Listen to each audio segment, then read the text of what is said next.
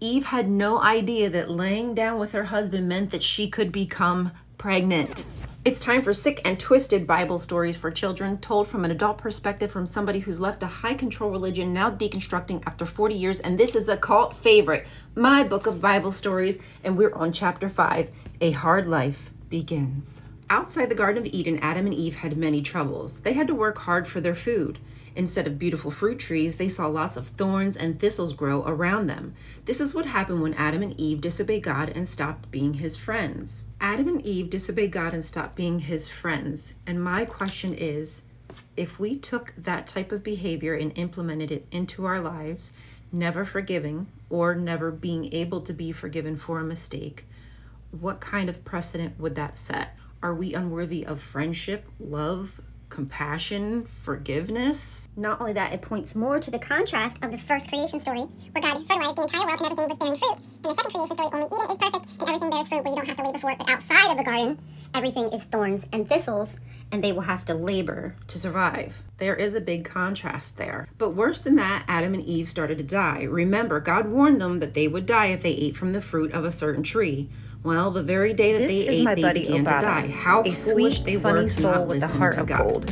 His family Now has been listen. displaced from their home in Gaza more times than he can count. Now his brother is battling a severe leg infection from a wound that got infected during an attack. There's no food, no clean water, sanitation, and nowhere to go. Obata used to find joy working at the cat cafe caring for the cats that he loved. Now he clings to the comfort of his one remaining cat, Mish Mish, as they both struggle to survive these unimaginable conditions.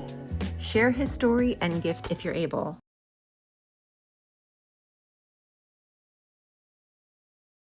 So, first off, those instructions were bogus. And number two, Adam lived to like 900 years, I think. So I'm assuming Eve lived to be about the same age.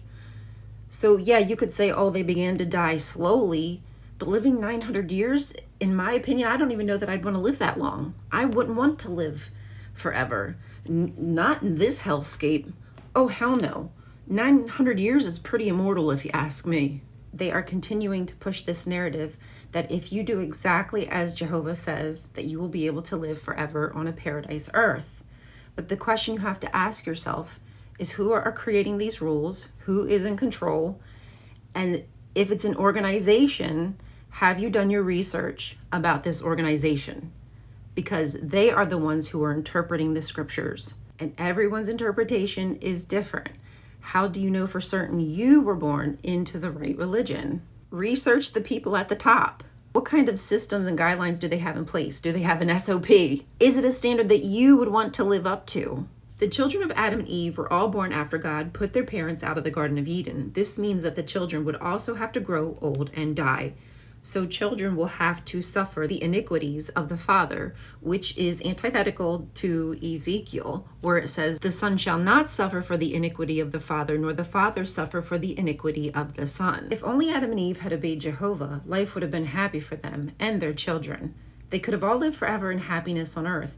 No one would have had to grow old, get sick, and die. Let's be real. They would have no idea what they were missing out on because they had no prior experience of happiness or sadness or even what death was. Eve had no idea that having sex with her husband, she didn't even know what sex was. She had no idea that it would result in pregnancy. Do I need to repeat that? Eve had no idea that laying down with her husband meant that she could become pregnant. Their entire life was set up for failure. They had no idea of the gravity or consequences of the decisions that they were making.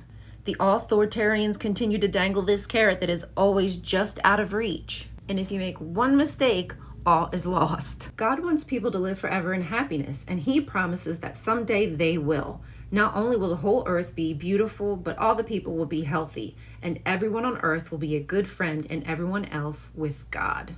Here it comes. Here's the carrot. It's going to be dangled in front of you. We don't know when the end will be. We don't know when you'll get that promise, but you just keep chasing after that carrot, and eventually you're going to get there. I promise you, my parents didn't get there. Their parents before them didn't get there. It's never going to happen. But Eve was no longer a friend of God, so when she gave birth to her children, it was not easy for her. She had pain. Being disobedient to Jehovah certainly brought her a lot of sorrow.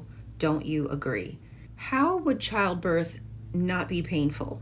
And how would Eve know the difference? Because, as they said, she had children after they left the Garden of Eden.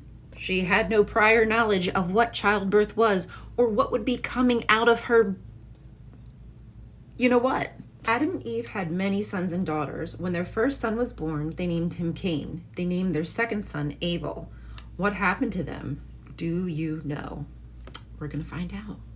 Adam and Eve in the garden is an ideological tale. It tells us why life is the way it is, that somebody did something so wrong to God that caused the world to be in the disorder that it is, because God put everything in order in the first creation story. So we need to explain why the earth doesn't look like what we were told it should be. But the Jehovah's Witnesses use the garden, Adam and Eve, as an eschatological tale to explain how you too can return to a paradise on earth by listening to their directions, straight from Jehovah to the governing body, from the governing body to you through their cult literature. And that has been my book of Bible stories, sick and twisted Bible stories for children. Up next, Chapter 6, A Good Son and a Bad One.